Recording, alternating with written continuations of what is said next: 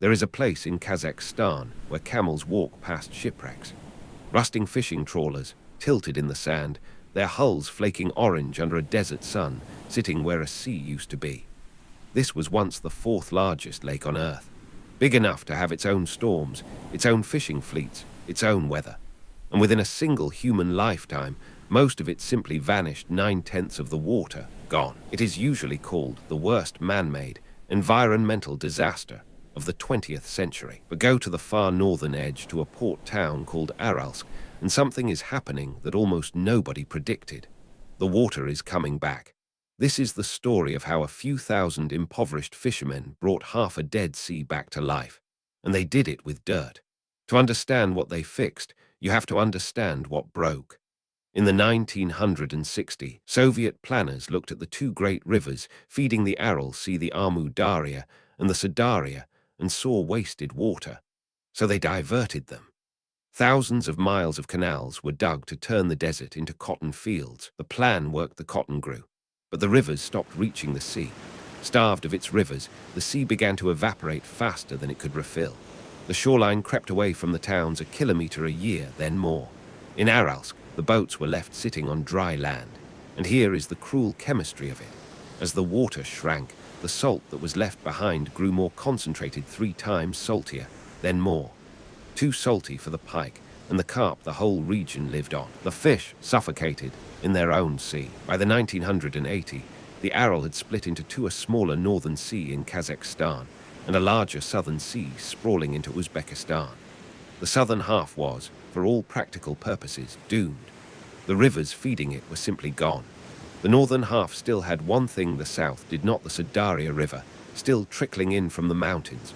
Not enough to fill the whole basin, but maybe, just maybe, enough to fill part of it. The idea was almost absurdly simple. If you could dam the narrow channel between the two seas, trap the northern water, instead of letting it bleed south into the salt desert, the north could rise again. The fishermen tried it themselves. In the early 1990s, with almost no money, they piled up a crude dike of sand and reeds across the strait. And for a while, the north began to fill. But sand is not engineering. The homemade dam had no proper spillway to release pressure, and when storms came, the water simply tore it apart. They rebuilt it. It broke again. In 1999, a storm destroyed it for good. Here was the honest, hard lesson. Good intentions and a wall of sand were not enough. To hold back a sea, you needed real engineering and real money. Roughly $86 million of it. That money came, in the end, from the World Bank and the Kazakh government. And this time, engineers designed it properly: a 13-kilometer earthen dike, its heart armored, anchored by a concrete spillway with gates that could open to let excess water through instead of letting it burst. They called it the Aral Dam. Construction finished in the summer of 2005. Then the fishermen and the engineers did the hardest thing of all. They waited. What happened next happened faster than anyone dared hope. With its water no longer draining away, the North Aral Sea began to rise nearly 4 meters in under a year. And as the volume grew, the chemistry reversed. All that trapped salt was diluted by fresh river water. The sea went from roughly 3 times too salty back towards something a fish could live in. The pike came back. Then the bream, the carp. The pike perch, species the old men remembered from their childhoods, returning to water that had been a poisoned salt flat a few years before. Before the dam, the annual catch here had fallen to almost nothing. Within a few years of the water returning, the fishermen were pulling more than 8,000 tons of fish from the North Aral every year. Processing plants that had rusted shut for a generation reopened. A local fishermen's cooperative, Aral Tennessee, that had kept the trade alive through the worst years, suddenly had a real sea to fish again. And the shoreline itself, which had fled 100 kilometers from Aralsk over 25 years, began the long walk home, back toward the town it had abandoned.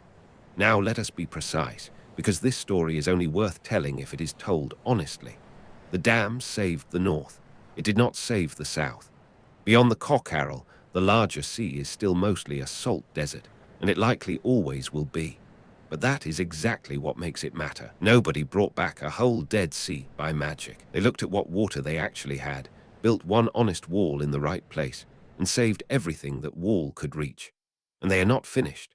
Engineers are now studying a second dam to lift the northern sea higher, still high enough, perhaps, to send the water lapping right back to the docks of Aralsk itself. The Aral Sea is often held up as proof of how completely we can wreck a world.